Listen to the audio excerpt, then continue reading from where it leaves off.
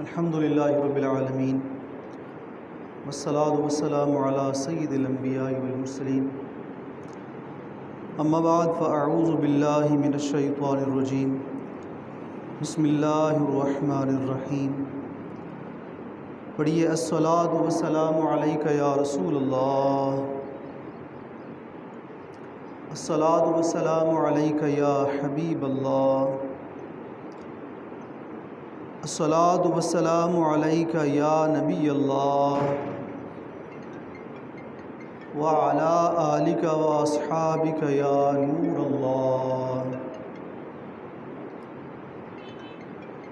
نویت سنت الاعتکاف۔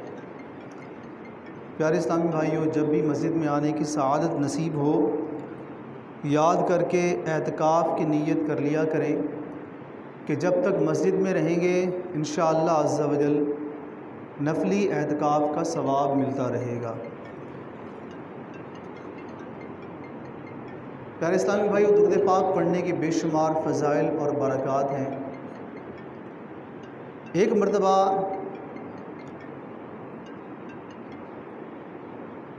کچھ غیر مسلموں کے پاس ایک سائل یعنی مانگنے والا فقیر آیا، تو انہوں نے سامنے بیٹھے سیدنا علی المرتضیٰ کرم اللہ وجہ الکریم کے پاس بھیج دیا کہ جاؤ اور ان کے پاس جا کر کچھ طلب کر لو، ان سے کچھ مانگ لو۔ اب یہودیوں نے، ان غیر مسلموں نے یہ سوچا کہ یہ فقیر ان کے پاس جائے گا، وہ انہیں کیا دیں گے، بطور مذاق انہوں نے فقیر کو ان کے پاس بھیجا۔ تو جب فقیر سیدنا علی المرتضیٰ کے پاس پہنچا، جا کر اس نے سوال کیا تو سیدنا علی المرتضیٰ نے چند مرتبہ درود پاک پڑھا اور اس سے کہا کہ اپنی مٹھی آگے کرو۔ جب فقیر نے مٹھی آگے کی تو آپ نے اس کی مٹھی پر پھونک ماری اور فرمایا کہ جنہوں نے تمہیں بھیجا ہے ان کے پاس جا کر، ان کے سامنے جا کر مٹھی کو کھولنا۔ تو جب وہ فقیر ان کے پاس گیا، وہاں جا کر جب اس نے اپنی مٹھی کھولی تو وہ غیر مسلم جنہوں نے مذاق کیا تھا کہ وہ کیا دیں گے، پھر انہوں نے یہ سوچا تھا کہ پھونک مارنے سے کیا ہوتا ہے۔ جب اس فقیر نے ان کے سامنے وہ مٹھی کھولی تو سارے حیران رہ گئے کہ اس مٹھی کے اندر سونے کا ایک سکہ تھا۔ جب انہوں نے سیدنا علی مرتضیٰ کی یہ کرامت دیکھی اور درود پاک کی یہ برکت دیکھی تو وہاں جو موجود غیر مسلم تھے ان میں سے کافی سارے غیر مسلم آپ کی یہ کرامت دے کر مسلمان ہو گئے۔ تو پیارے اسلامی بھائیوں، سیدنا علی مرتضیٰ کرم اللہ وجہ الکریم بہت عظیم الشان ہستی ہیں، آپ کے فضائل اور برکات کے کیا کہنے ہیں۔ پیارے اسلامی بھائیو، حدیث پاک میں آتا ہے افضل العمل النیت الصادقہ، سچی نیت افضل ترین عمل ہے۔ ہر اچھے نیک اور جائز کام سے پہلے اچھی نیت کرنے کی اپنی عادت بنا لیجئے، اس کا بہت فائدہ ہوتا ہے۔ ابھی ہم نے بیان سننا ہے تو نیت کر لیجئے کہ میں اللہ عز و جل کی رضا حاصل کرنے کے لیے، علم دین حاصل کرنے کے لیے، ثواب کمانے کے لیے بیان سنوں گا، جو کچھ سنوں گا اس پہ عمل کروں گا اور ثواب کی نیت سے دوسروں تک پہنچاؤں گا تاکہ لوگ سنیں، وہ بھی عمل کریں۔ اس طرح نیت انسان ہر جائز کام سے پہلے کر سکتا ہے اور ثواب حاصل کر سکتا ہے۔ مثال کے طور پر ایک ایسا کام جو ہم روزانہ کئی بار کرتے ہیں، چند بار، 2 بار، 3 بار کر لیتے ہیں، مثال کے طور پر کھانا کھانا ہو گیا، پانی پینا ہو گیا، اپنے کام کاج پہ جانا ہو گیا، روزی کمانے کے لیے جانا ہو گیا۔ پانی پینے سے پہلے نیت کر لیں گے تو پانی تو ہم نے ویسے بھی پینا ہے، پانی بھی پیا جائے گا اور ثواب بھی حاصل ہو جائے گا۔ کھانا تو ویسے ہم نے کھانا ہے، کھانا کھانے سے پہلے اچھی نیت کر لیں گے، یا اللہ یہ جو میں کھانا کھانے لگا ہوں اس سے مجھے جو قوت حاصل ہوگی، جو طاقت حاصل ہوگی، اس سے میں غریبوں کی مدد کروں گا، حلال روزی کماؤں گا، جو مددگار ہیں ان کی مدد کروں گا۔ تو اس طرح کی کئی اچھی نیتیں کی جا سکتی ہیں۔ جب اچھی نیتیں زیادہ ہوں گی تو ثواب بھی اتنا ہی زیادہ بڑھ جائے گا۔ روزی کمانے کے لیے جاتے ہیں تو یہ نیت کریں، یا اللہ میں اپنے بچوں کے لیے حلال روزی کمانے کے لیے جا رہا ہوں، میری نیت ہے کہ میں جاؤں تو حلال کماؤں تاکہ میرے بچے حلال کھائیں، اس میں برکت ہو۔ اب وہ حلال کی روزی کمانے کی نیت ہوگی تو انشاءاللہ عز و جل روزی میں بھی برکت ہوگی۔ اس طرح ہر نیک اور جائز کام سے پہلے اچھی اچھی نیت انسان کر سکتا ہے۔ پیارے اسلامی بھائیوں، اللہ کا کروڑ کروڑ احسان ہے کہ اس رحمان رحیم نے ہمیں مغفرت، رحمت اور جہنم سے آزادی کا مہینہ یعنی ماہ رمضان المبارک عطا فرمایا، اور مزید اس پر کرم بالائے کرم ہے کہ ماہ مبارک کے فوراً بعد ہمیں عید الفطر جیسی نعمت سے سرفراز فرمایا۔ سیدنا عبداللہ ابن عباس رضی اللہ تعالیٰ عنہما سے روایت ہے کہ جب عید الفطر کی رات تشریف لاتی ہے، اسے لیلۃ الجائزہ کہتے ہیں، یعنی انعام کی رات سے اسے پکارا جاتا ہے۔ پھر فرماتے ہیں کہ جب عید کی صبح ہوتی ہے تو اللہ عز و جل اپنے معصوم فرشتوں کو دنیا کے شہروں کی طرف بھیجتا ہے۔ وہ فرشتے زمین پر تشریف لا کر گلی محلوں کے کونوں پر کھڑے ہو جاتے ہیں، راہوں پر کھڑے ہو جاتے ہیں اور لوگوں سے پکارتے ہیں کہ اے امت محمدیہ، اللہ عز و جل کی طرف چلو، اللہ کی بارگاہ کی طرف چلو، جو بہت عطا فرمانے والا ہے، سب سے بڑا گناہ معاف کرنے والا ہے۔ یوں اللہ پاک اپنے بندوں سے خطاب فرماتا ہے کہ اے میرے بندو، مجھ سے مانگو، کیا مانگتے ہو؟ میری عزت اور جلال کی قسم، آج کے روز نماز عید کے اجتماع میں شرکت کرنے والے مجھ سے اپنی آخرت کے بارے میں سوال کریں گے تو میں انہیں ضرور عطا کروں گا، اور اپنی دنیا کے بارے میں اگر مجھ سے سوال کریں گے تو میں دیکھوں گا اگر ان کی یہ جو انہوں نے سوال کیا ہے دنیا کی بہتری ہوئی تو میں انہیں عطا فرماؤں گا۔ پھر اللہ کریم فرماتا ہے کہ میری عزت کی قسم، تم میرا لحاظ رکھنا، حد سے بڑھنے والوں میں نہ ہونا، تو میں تمہارے گناہوں پر پردہ رکھوں گا، اور تم عید کی نماز پڑھنے آئے ہو تو اب مغفرت یافتہ ہو کر یعنی بخشے ہوئے ہو کر اپنے گھروں کی طرف واپس جاؤ۔ یعنی اللہ عز و جل کا اپنے بندوں پر کس قدر کرم ہے۔ پھر اللہ کریم فرماتا ہے کہ مغفرت یافتہ اپنے گھروں کی طرف لوٹ جاؤ، تم نے مجھے راضی کر دیا، میں تم سے راضی ہو گیا۔ پیارے اسلامی بھائیوں، لفظ عید، عین، یا، دال، عید کے 3 حروف کی نسبت سے 3 مدنی پھول سن لیجئے۔ اللہ تعالیٰ نے ماہ رمضان ہمیں نصیب فرمایا، ماہ رمضان میں خوش نصیبوں نے روزے رکھے، بھوک برداشت کی، پیاس برداشت کی، نماز تراویح پڑھتے رہے، فجر کی نماز سے پہلے اٹھ کر سحری کرتے رہے، اور محنت اور لگن کے ساتھ نیکیاں کرتے رہے، خوب نیکیاں کی، اور آج ماہ رمضان کی ان محنتوں کا انعام ملنے کا دن ہے۔ کہیں ایسا نہ ہو کہ یہ جو یوم عید ہے یوم وعید نہ بن جائے، یعنی یہ عید کا دن کہیں سزا کا دن نہ بن جائے۔ حضرت سیدنا وہب بن منبہ رضی اللہ تعالیٰ عنہ فرماتے ہیں، جب عید آتی ہے تو شیطان چلا چلا کر روتا ہے، اس کی بدحواسی کو دیکھ کر شیطان کی ذریت یعنی اس کے چیلے، اس کے شاگرد اس کے گرد جمع ہو جاتے ہیں اور شیطان سے پوچھتے ہیں کہ آقا تم اس قدر غضبناک کیوں ہو، اس قدر پریشان کیوں ہو؟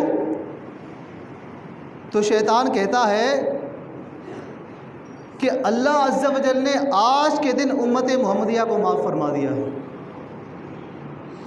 پھر شیطان غصے میں آ کر اپنے چیلوں سے کہتا ہے کہ آج تم جاؤ اور جو عید منانے والے ہیں انہیں دنیا کی لذتوں میں اور گناہوں میں مبتلا کر دو۔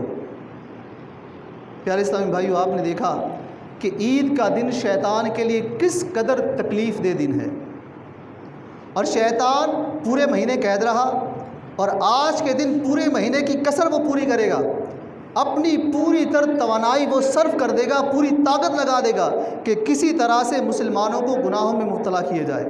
آج کا دن ہے تو جزا کا دن، آج کا دن انعام ملنے کا دن ہے، ایسے ان سے کام کرواؤ کہ آج کا دن ان کے لیے سزا کا دن بن جائے۔ یعنی شیطان مکمل کوشش کرے گا۔ اور آج فی زمانہ سارے معاملات، سارے حالات ہمارے سامنے ہیں، شیطان اپنے اس وار میں کامیاب ہوتا نظر آ رہا ہے۔ عید کا دن جب آتا ہے، ہونا تو یہ چاہیے تھا کہ ہم عبادت کی کثرت کریں، انعام ملنے کا دن ہے تو اللہ تعالیٰ کی رحمتوں پر شکر ادا کریں، اللہ تعالیٰ کی رحمتیں خوب لوٹیں، خوب عبادت کریں۔ مگر افسوس، صد افسوس، اب مسلمان عید سعید کا حقیقی مقصد ہی بھلا بیٹھے ہیں۔ شیطان کے چیلوں کو اور شیطان نے انسانوں کو گناہوں میں اس قدر مبتلا کر دیا ہے کہ گناہوں کی دلدل میں مسلمان کو پھنسا کر رکھ دیا ہے۔ حسرت! اب تو عید منانے کا انداز یہ ہو گیا ہے کہ بیہودہ الٹے سیدھے قسم کے ڈیزائن بنوائے جاتے ہیں، کبھی بالوں کے عجیب سے ڈیزائن، کبھی داڑھی کے عجیب سے ڈیزائن، کبھی جانوروں والے تصاویر والے لباس، شرٹیں وغیرہ پہننے کا رواج آج کل چل پڑا ہے۔ صلی اللہ علیہ الحبیب صلی اللہ تعالیٰ علیہ محمد صلی اللہ علیہ وسلم۔ اور بہار شریعت میں ہے کہ جانور یا انسان کی تصویر والا لباس پہننا یہ مکروہ تحریمی ہے، اس سے نماز نہیں ہوتی۔ اگر نماز کے اندر پہنا ہے، نماز وہ لباس پہن کر نماز اگر پڑھی ہے تو نماز نہیں ہوگی، دوبارہ پڑھنی پڑے گی۔ اور نماز کے علاوہ بھی ایسا لباس جس کے اوپر تصویر بنی ہو، جانور کی ہو چاہے انسان کی ہو، وہ پہننا جائز نہیں ہے۔ تو عید الفطر کے موقع پر بعض لوگ تو ایسے بدقسمت ہوتے ہیں کہ سرور و رقص کی محفلیں گرم کر لیتے ہیں، بے ڈھنگے میلے، گندے کھیل اور ناچ گانوں، فلم و ڈراموں کا اہتمام کیا جاتا ہے، جی کھول کر وقت کو اور دولت کو خلاف شرع اور خلاف سنت استعمال کیا جاتا ہے۔ پیارے اسلامی بھائیوں، ان خلاف شریعت باتوں کے سبب ہو سکتا ہے کہ یہ عید سعید ناشکروں کے لیے یوم وعید یعنی سزا کا دن نہ بن جائے۔ کاش کہ ہم اپنے حال پر رحم کھائیں، فیشن پرستی اور فضول خرچی سے باز آ جائیں۔ کسی عربی شاعر نے کیا خوب کہا ہے، لیس العید کمن لبس الجدید انما العید لمن خاف الوعید، یعنی عید اس کی نہیں ہے جس نے نئے کپڑے پہنے ہیں، عید اس کی ہے جو حقیقت میں اللہ سے ڈر گیا ہے۔ پیارے اسلامی بھائیوں، ایک مرتبہ عید کا دن تھا، کچھ لوگ مسلمانوں کے دوسرے خلیفہ سیدنا عمر فاروق اعظم کی بارگاہ میں ان کے مکان پر لوگ حاضر ہوئے۔ کیا دیکھتے ہیں کہ سیدنا فاروق اعظم اپنے مکان میں ہیں اور آپ زاروں قطار رو رہے ہیں۔ لوگوں نے پوچھا کہ حضور آج کا دن تو عید کا دن ہے، خوشی کا دن ہے، آج کیسا رونا، آپ کیوں رو رہے ہیں آج؟ تو آپ نے فرمایا کہ ھذا یوم العید و ھذا یوم الوعید، فرمایا کہ یہ عید کا دن بھی ہے اور وعید کا دن بھی ہے، یعنی جنہوں نے روزے رکھے اگر ان کے روزے نمازیں قبول ہو گئی تو ان کے لیے عید کا دن ہے، جنہوں نے روزے نہیں رکھے، نمازیں نہیں پڑھی، یا جنہوں نے روزے رکھے بھی ہیں صحیح نہیں رکھے، نمازیں صحیح ادا نہیں کی، اگر ان کی روزے نمازیں ان کے منہ پر ماری گئی تو ان کے لیے وعید کا دن ہے۔ اور میں اس وجہ سے ڈر رہا ہوں کہ کیا پتہ اللہ کی بارگاہ میں میری نمازیں، میرے روزے قبول ہیں بھی کہ نہیں، کہیں ایسا نہ ہو کہ میری نمازیں، میرے روزے میرے منہ پر مار دیے جائیں اور میں یہاں پر عیدیں مناتا رہوں، اس وجہ سے میں رو رہا ہوں۔ اور سیدنا فاروق اعظم آپ وہ صحابی ہیں، وہ 10 صحابیوں میں سے آپ ایک ہیں جن کو آقا علیہ الصلوۃ والسلام نے ان کی زندگی کے اندر ہی جنتی ہونے کی بشارت دے دی تھی، ایسے خوش نصیب، لیکن پھر بھی ان کے خوف کا، اللہ سے ڈرنے کا عالم یہ ہے کہ آپ کو پتہ ہے کہ میں جنتی ہوں، لیکن پھر بھی اللہ سے اس قدر ڈرنا کہ آپ عید کے دن روتے تھے۔ صلو علی الحبیب صلی اللہ تعالیٰ علیہ محمد صلی اللہ علیہ وسلم۔ پیارے اسلامی بھائیوں، ایک آخری بات سن لیجئے، عید جو ہے یہ اصل میں کس کا نام ہے؟ عید خوشیاں بانٹنے کا نام ہے، صرف خوشیاں منانے کا نام عید نہیں ہے، بلکہ خوشیاں بانٹنے کا نام عید ہے۔ ہم نے نیا لباس پہنا ہے، یہ ہم نے عید منائی ہے، کسی کو نیا لباس لے کر دے دیا، پہنا دیا، یہ ہم نے عید منائی ہے، عید بانٹی ہے۔ ہم نے خود کھانا کھایا، یہ ہم نے خوشی منائی ہے۔ دوسروں کو ہم نے کھانا کھلا دیا، کسی کے گھر میں کھانا بھیج دیا، راشن دے دیا، تو یہ ہم نے عید بانٹی ہے۔ عید کے اس پرمسرت موقع پر صرف خوشیاں منانا ہی نہیں عید ہے، بلکہ خوشیاں بانٹنا بھی عید ہے، اور حقیقی عید یہی ہے کہ غریبوں کے ساتھ خوشیاں بانٹی جائیں۔ پیارے اسلامی بھائیوں، ذرا تصور کیجئے، ہمارے بچے ہیں، ہم نے ان کو نیا لباس لے کر دیا، نئے جوتے لے کر دیے۔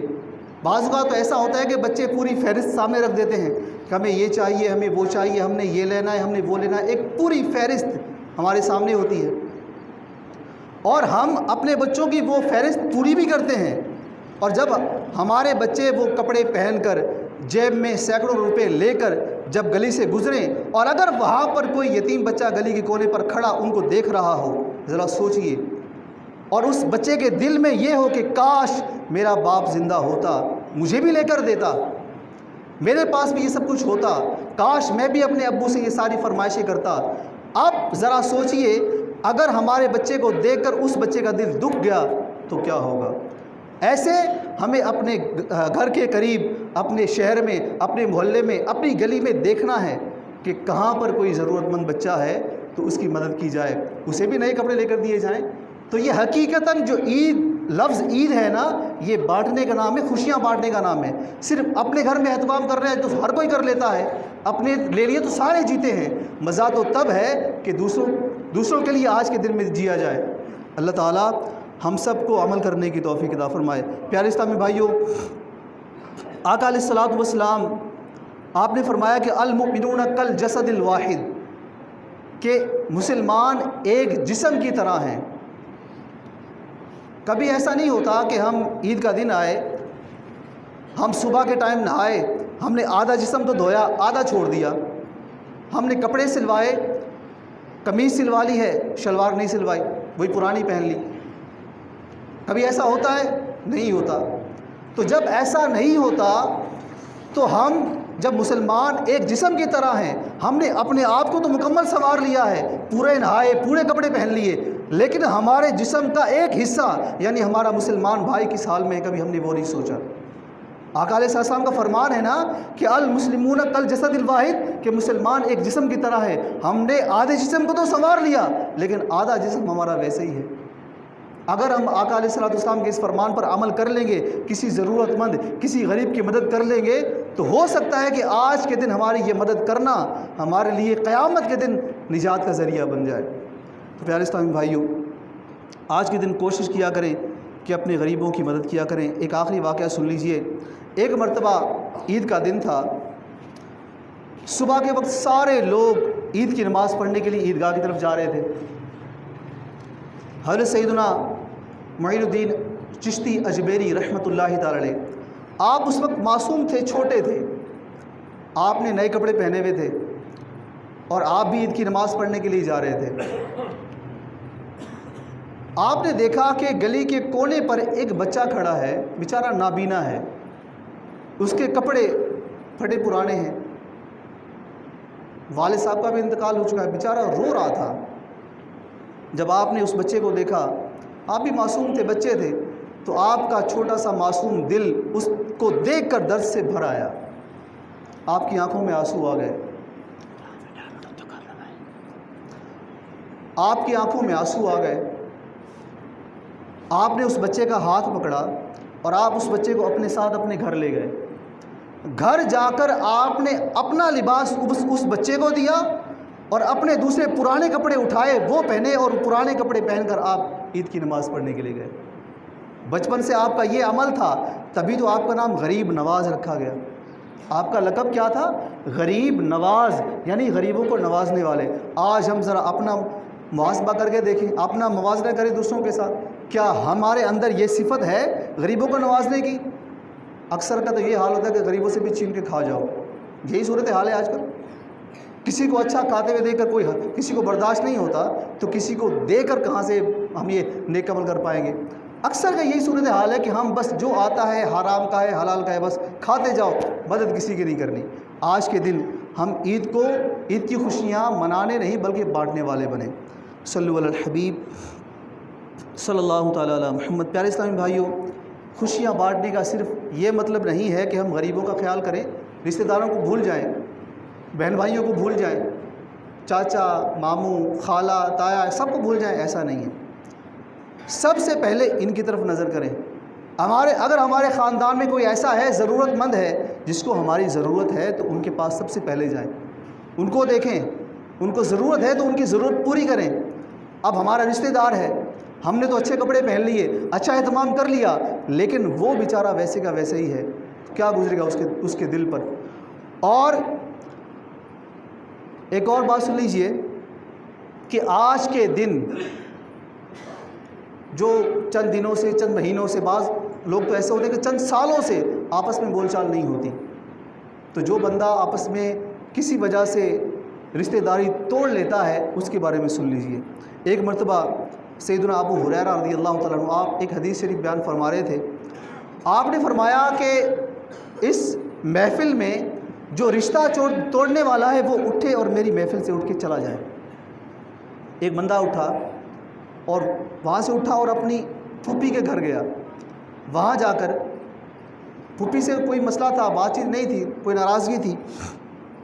پھوپھی کے پاس جا کر اس نے پھوپھی سے معافی مانگی، صلح کی اور واپس آنے لگے. تو پھوپھی نے پوچھا بیٹا حضرت ابو ہریرہ رضی اللہ تعالیٰ عنہ سے جا کے پوچھنا کہ آپ نے یہ اعلان کیوں کیا ہے، کیا وجہ ہے. تو وہ نوجوان جب حاضر ہوا تو اعلان کی وجہ پوچھی، سبب پوچھا.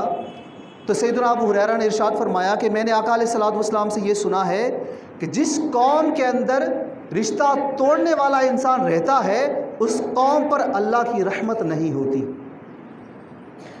اور اس سے ذرا سوچیں کہ جس گھر میں رشتہ توڑنے والا رہتا ہوگا بھلا اس گھر پہ اللہ کی رحمت کہاں سے ہوگی. اور آج کل تو صورتحال ایسی ہے، تقریباً ہر گھر میں یہ بیماری موجود ہے. چھوٹی چھوٹی باتوں پر ہم رشتہ داریاں ختم کر دیتے ہیں، جینا مرنا ختم کر دیتے ہیں. کہتے ہیں جی میں مر گیا تو فلاں کو میرے جنازے میں نہیں آنے دینا. یہ تو رواج بن چکا ہے ہمارا آج کل. کوئی معاملہ ہلکا پھلکا ہی کیوں نہ ہو، پہلا ہمارا ڈائلاگ یہی ہوتا ہے کہ میں مر گیا اس کو نہ آنے دینا. عجیب صورتحال ہے.